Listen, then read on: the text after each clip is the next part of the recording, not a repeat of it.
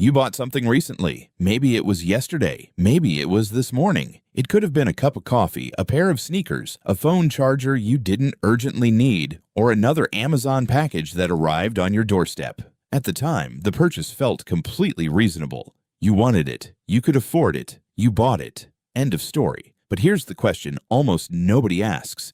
When did you actually decide to buy it? Was it the moment you tapped Buy Now? Or did that decision begin days, weeks, or even months before you realized you were making it? Because in today's economy, companies don't wait for you to become a customer. They begin shaping the conditions that make a purchase more likely long before you ever enter the market. Imagine Atlas. It's a quiet Saturday morning. He isn't shopping. In fact, he promised himself he wouldn't spend any unnecessary money this weekend. He pours a cup of coffee, sits on the couch, and unlocks his phone. A football highlight, a funny video, a recipe, a travel vlog. Just another ordinary morning. Then, for less than 2 seconds, someone in a video is wearing a sleek pair of wireless headphones. Atlas barely notices them and keeps scrolling. A few hours later, YouTube recommends a technology review where those same headphones appear again. He skips the advertisement without thinking. That evening, a friend casually mentions buying the exact same pair because the sound quality is incredible. Later that night, Atlas opens Amazon to order dog food, and somehow those same headphones are sitting at the top of his homepage. He pauses for a moment. They actually look pretty good. It feels like his own thought, his own opinion, his own decision. But was it? Nobody forced Atlas to buy anything. Nobody called him. Nobody pressured him. Nobody even told him he needed new headphones. Yet somehow, a product that meant absolutely nothing that morning is now occupying space inside his mind. This is where one of the biggest misconceptions about modern business begins. Most people think companies compete to sell products. They don't. They compete to become the first brand that enters your mind when you're finally ready to buy. Because products don't create revenue. Customers do. And customers rarely purchase something they've never noticed before. Every year, businesses spend hundreds of billions of dollars trying to answer one question. Why do people buy? Not because they're curious, but because understanding that answer is worth billions. The world's largest companies employ behavioral economists, psychologists, data scientists, engineers, designers, marketers, and artificial intelligence researchers. They aren't just building better products. They're studying human behavior. Every experiment, every survey, every interface change, and every recommendation is designed to increase one thing: the probability that someone becomes a customer. Notice that word carefully: probability. No company can guarantee you'll buy something, but if they can increase the chance of a purchase by just 1%, the financial impact can be enormous. Imagine an online store visited by 100 million people every month. If improving the checkout page convinces just one additional customer out of every 100 to complete a purchase, that tiny improvement could generate millions of dollars in additional annual revenue. Suddenly, changing the color of a button or simplifying the payment process isn't a design decision anymore. It's a financial strategy. That's why modern businesses measure everything. They test headlines, prices, product photos, recommendation systems, checkout pages, notification timing, delivery options, and even the wording of a single sentence. Every click becomes data. Every search becomes information. Every purchase teaches the system something new. Companies no longer rely on instinct. They rely on evidence. Take Amazon as an example. Most people think Amazon became one of the world's most valuable companies simply because it sells almost everything. But Amazon's real advantage isn't its catalog.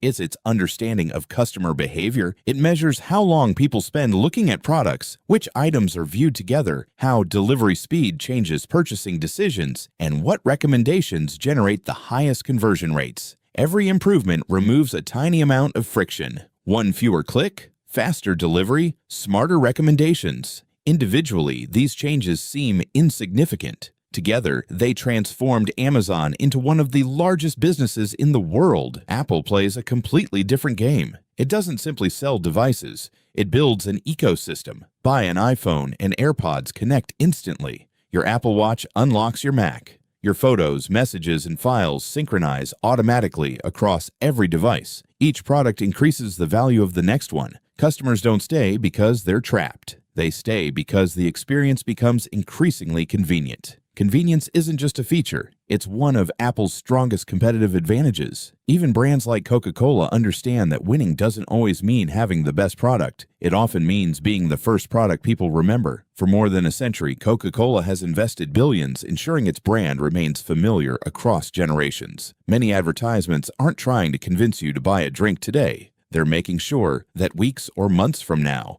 when you're standing in front of a refrigerator full of choices, Coca-Cola is the first name that comes to mind. In business, familiarity often becomes profitability. The world's biggest companies have learned a lesson that smaller businesses often miss. People rarely buy products because of technical specifications alone. They buy convenience. They buy confidence. They buy trust. They buy speed. They buy status. They buy simplicity. The product itself is often only part of what they're paying for. Understanding those motivations allows businesses to predict demand more accurately, improve customer retention, increase profits, and strengthen their competitive advantage. Over the last decade, however, the game changed completely. Companies stopped competing only to understand what customers wanted. They started competing to influence what customers noticed in the first place. Because before someone compares prices, reads reviews, or clicks buy now, one thing has to happen first. They have to pay attention. And once attention became the beginning of every purchase, it quietly became one of the most valuable resources in the global economy. Every purchase begins with attention. Before a company can earn your money, it has to earn a few seconds of your focus.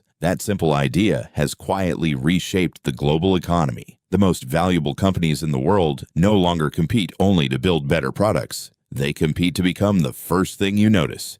Because in business, attention is the beginning of demand. Demand becomes customers. Customers generate revenue. And revenue creates trillion-dollar companies. Once businesses understood this chain, the rules of competition changed forever. Look at almost any successful technology company today, and you'll notice something interesting. Netflix isn't competing with other streaming services alone. It's competing with sleep, books, video games, television, and every other activity that could occupy your evening. YouTube isn't simply competing with other video platforms. It's competing for every spare minute you have during your day. TikTok doesn't make money because people watch one video. It makes money because people watch 100. Every additional minute creates another opportunity to display advertisements, collect data, and improve future recommendations. In the digital economy, time has become a financial asset. But keeping your attention isn't enough. Companies also need to understand it. Every search, every click, every purchase, every video you finish, every product you ignore, and every page you leave behind creates information. Individually, those actions don't reveal very much. Collectively, they form patterns. Those patterns help businesses understand what millions of customers are likely to do next.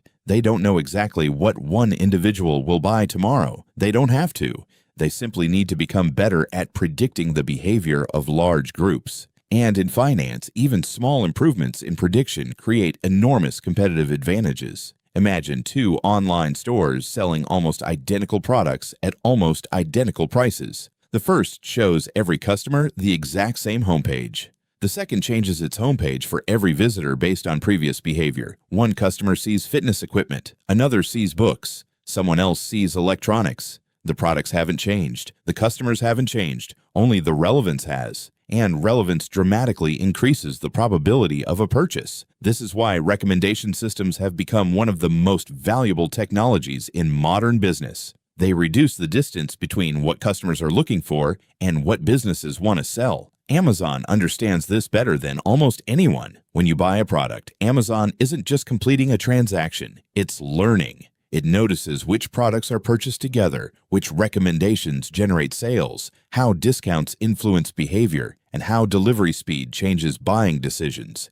Every transaction improves the system for the next customer. Over millions of purchases, that learning becomes an extraordinary competitive advantage. Amazon isn't simply selling products, it's continuously improving its ability to predict demand. Apple follows a different strategy. Instead of recommending thousands of products, it creates an ecosystem where every device makes the next purchase more valuable. An iPhone works seamlessly with AirPods. AirPods work naturally with an Apple Watch. Your Mac, iPad, and iPhone share files, photos, messages, and passwords automatically. None of these products force you to stay. They simply make leaving less convenient. That's why ecosystems are so powerful. They increase customer loyalty without relying on lower prices. The more connected the experience becomes, the more valuable it feels. This is also why subscriptions have quietly become one of the most profitable business models in the world. Netflix, Spotify, Microsoft 365, Adobe Creative Cloud, Amazon Prime, Apple One. They're no longer asking customers to make one purchasing decision. They're asking them to make one decision that automatically repeats every month. Predictable recurring revenue gives companies something investors love: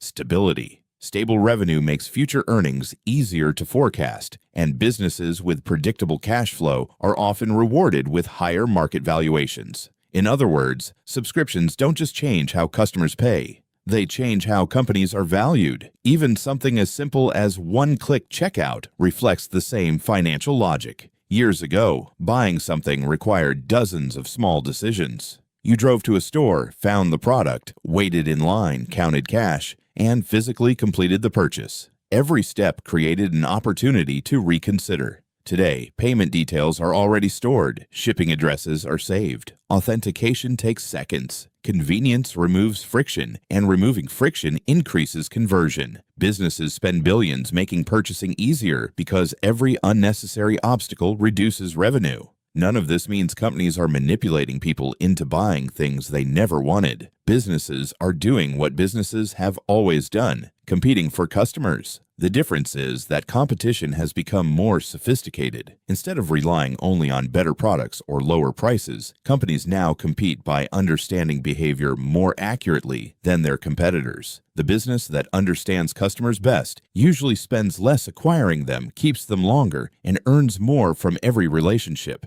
That's not psychology replacing finance. That's psychology becoming part of finance. This is why the world's most valuable companies invest so heavily in data, artificial intelligence, customer research, and product design. They aren't expenses. They're investments designed to improve future decisions. The better a company understands demand, the less uncertainty it faces. Lower uncertainty leads to better forecasts. Better forecasts attract investors. More investment funds, innovation. Better products attract more customers. More customers generate more data. And the cycle begins again. The next time you buy something, don't just ask whether it was worth the money. Ask yourself a different question. What happened before this purchase? How many times did you see the product? Where did you first hear about it? Why did this particular brand come to mind instead of dozens of competitors? Those questions reveal something much larger than one transaction. They reveal how modern businesses create demand, build loyalty, and generate billions of dollars without ever forcing a single purchase.